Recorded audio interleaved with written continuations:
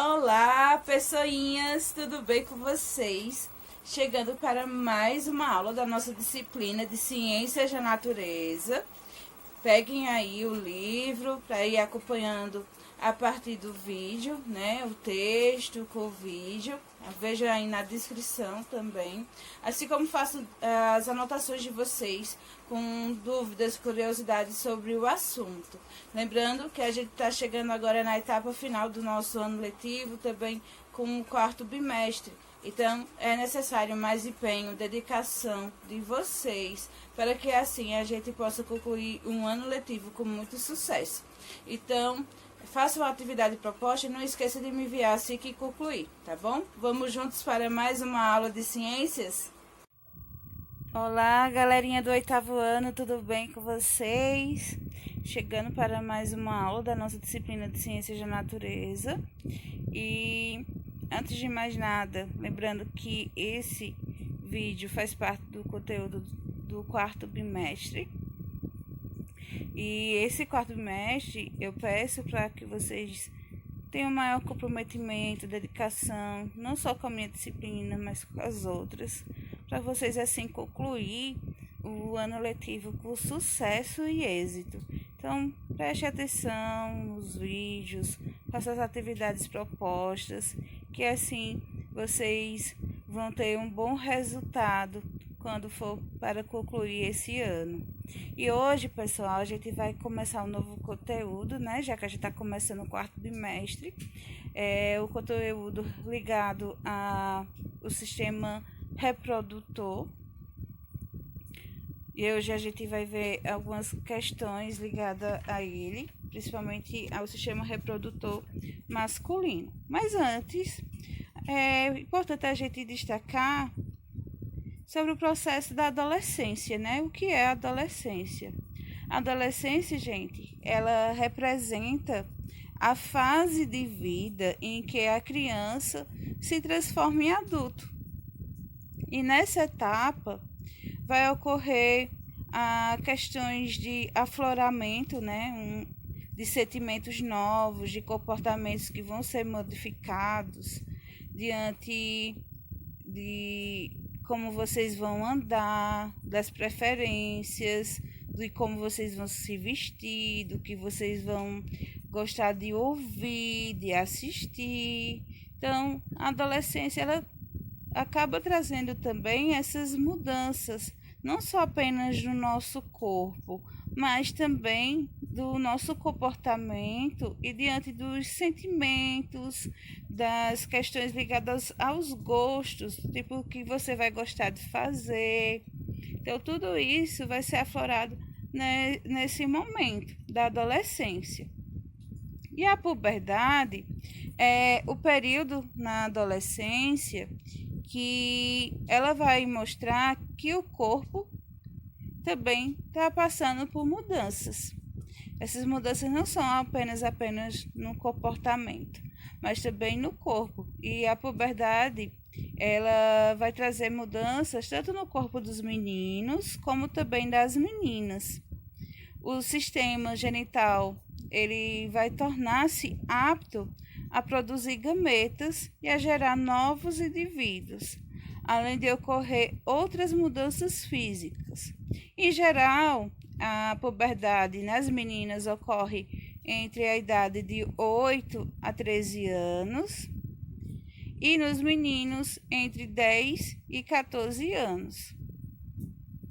E essas mudanças, né, que vão ocorrer durante a puberdade vão ser controladas a partir dos hormônios sexuais, que eles vão ser produzidos em maior quantidade nesse período da puberdade.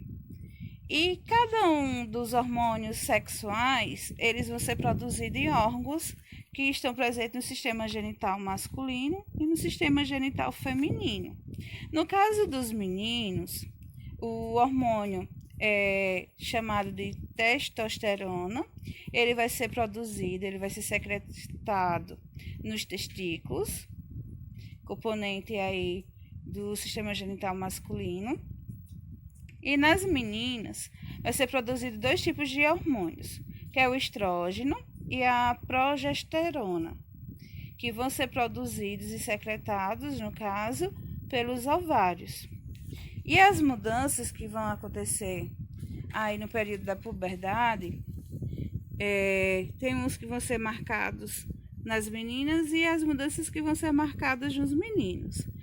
Nas meninas, uma mudança que vai ocorrer na variação da tonalidade da voz, a mudança também no aumento do tamanho dos seios.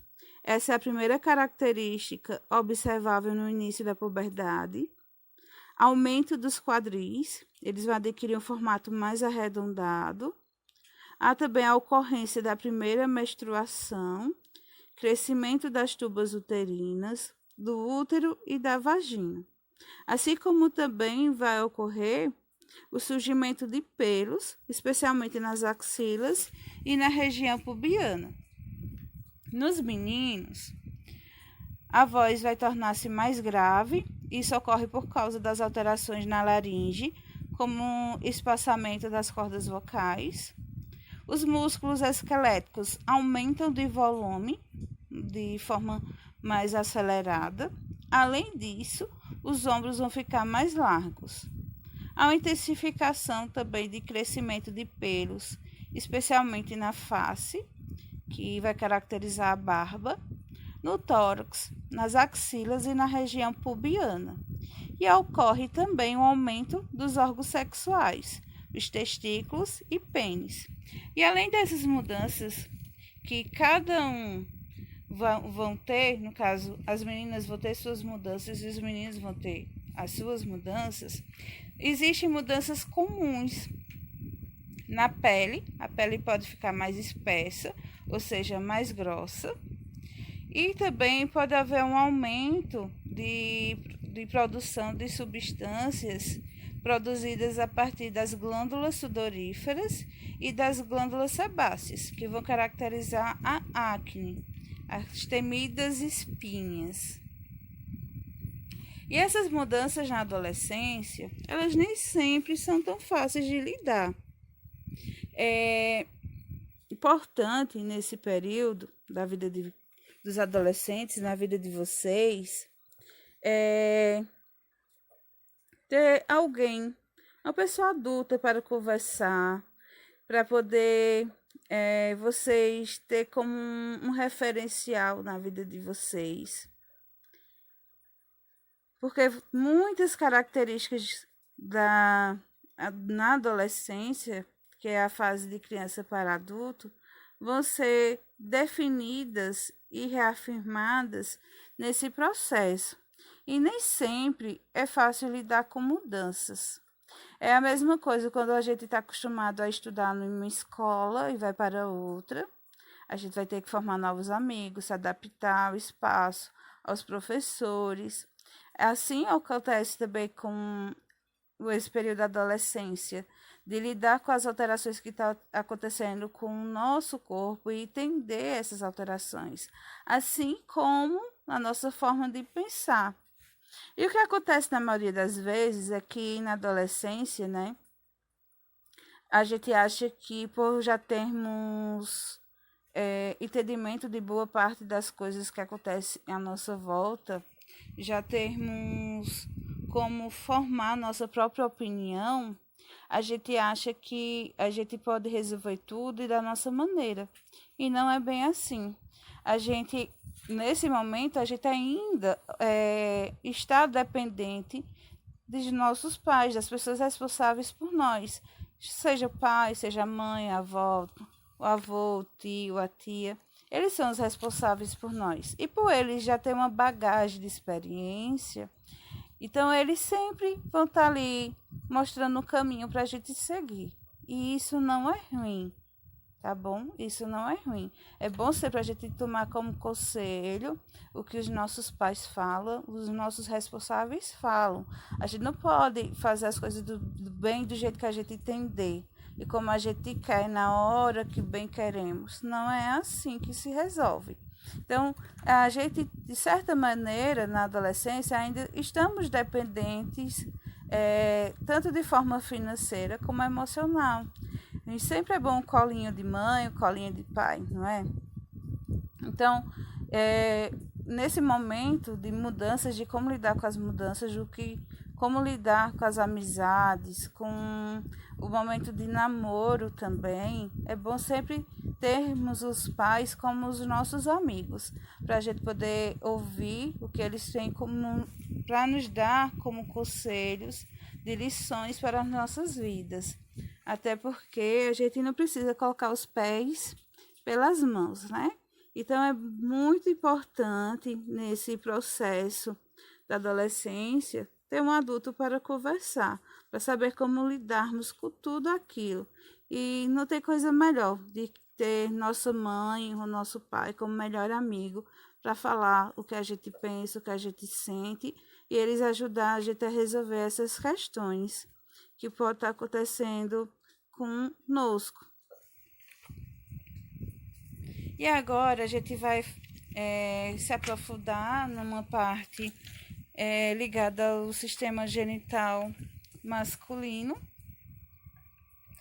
que ele é composto por vários órgãos, alguns internos e outros externos. E a primeira parte que a gente vai estar vendo aí é ligado ao gameta masculino, que é o espermatozoide. Então, antes de a gente falar do espermatozoide, a gente vai ver qual é a função do sistema genital masculino, que é produzir e nutrir os espermatozoides, prover condições para que os espermatozoides cheguem até o sistema genital feminino durante o ato sexual e secretar o hormônio sexual masculino, que é a testosterona.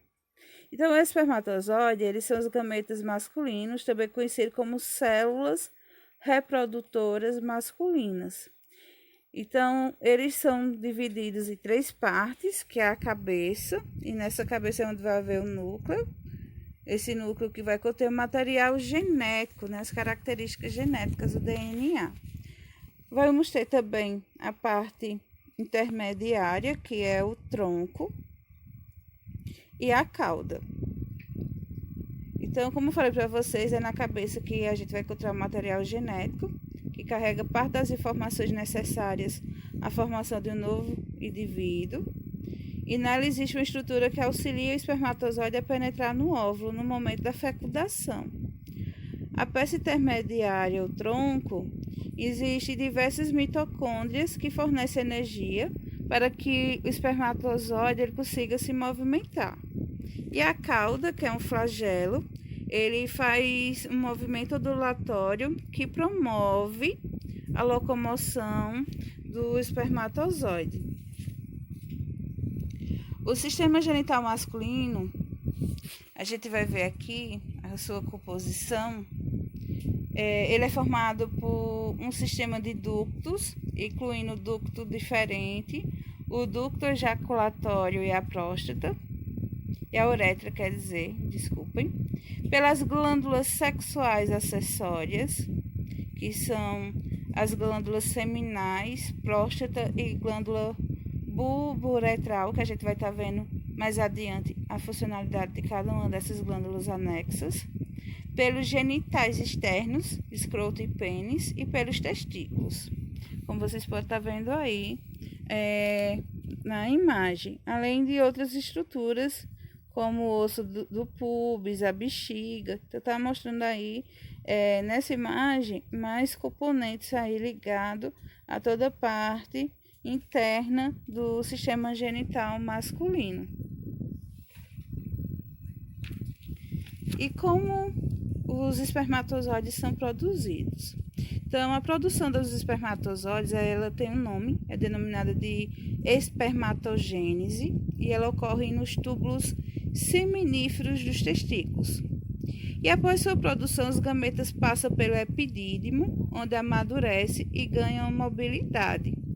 E em seguida, ele segue pelos ductos diferentes e ductos ejaculatórios, até atingir a uretra, por onde são conduzidos ao exterior do sistema genital masculino.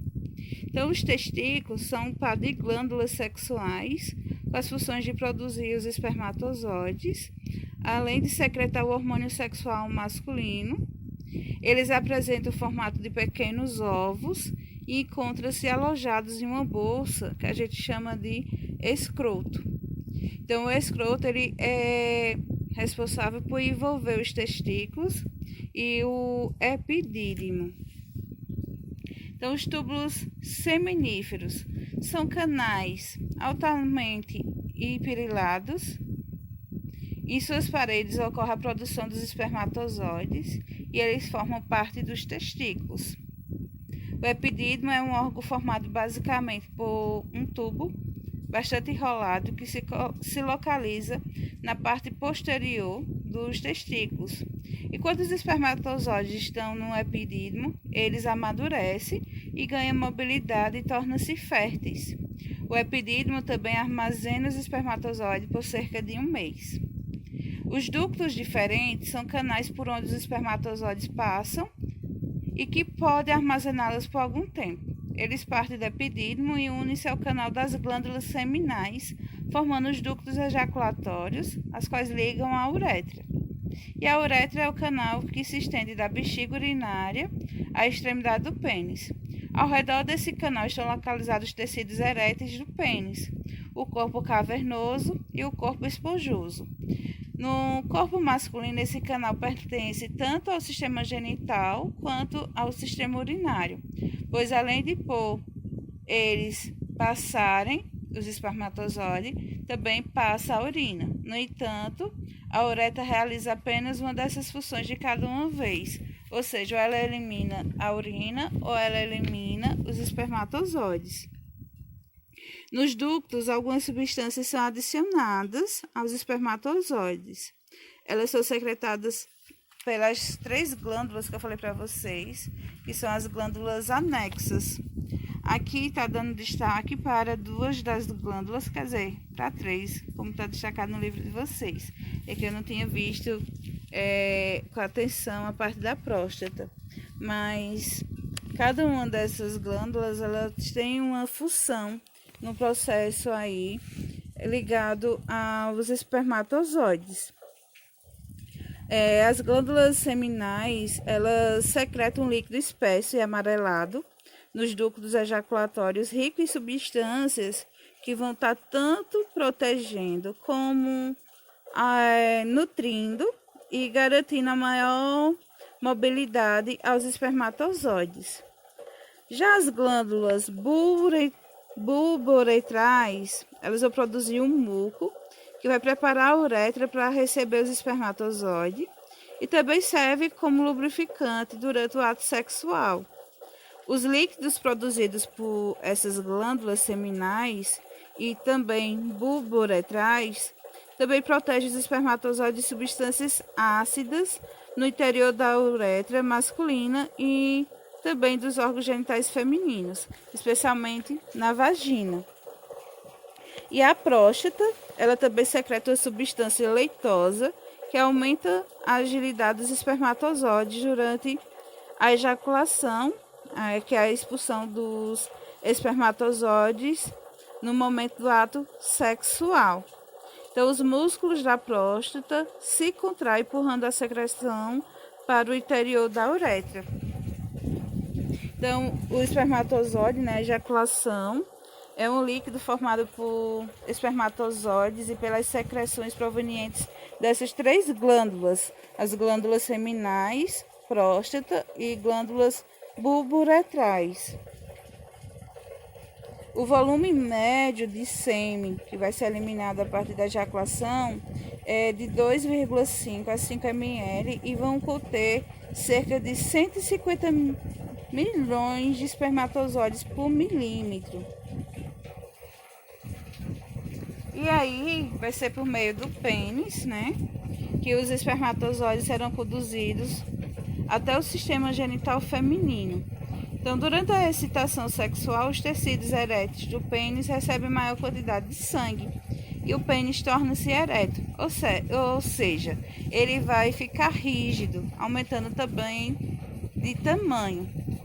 E aí, temos uma observação com relação à questão do prepúcio,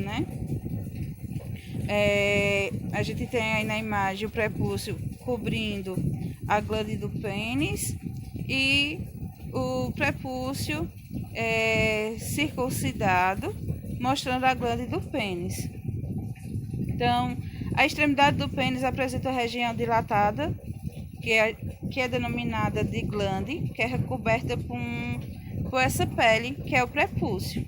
E na infância pode ocorrer de a glande não conseguir ser exposta por conta do estreitamento que pode ocorrer devido ao prepúcio.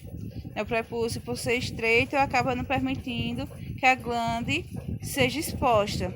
E aí é denominado esse processo de fimose. Então, nesse local pode surgir assaduras, inflamação, acúmulo de secreções, além de micro-organismos. E por isso é necessário um processo cirúrgico para a retirada do prepúcio, tá bom? Então, gente, essa foi a nossa aula. Eu espero que vocês tenham gostado, que tenham compreendido bastante desse assunto. A próxima aula a gente vai estar vendo o sistema genital feminino, tá certo? Então, hora de fazer a atividade. Fiquem com Deus e se cuidem.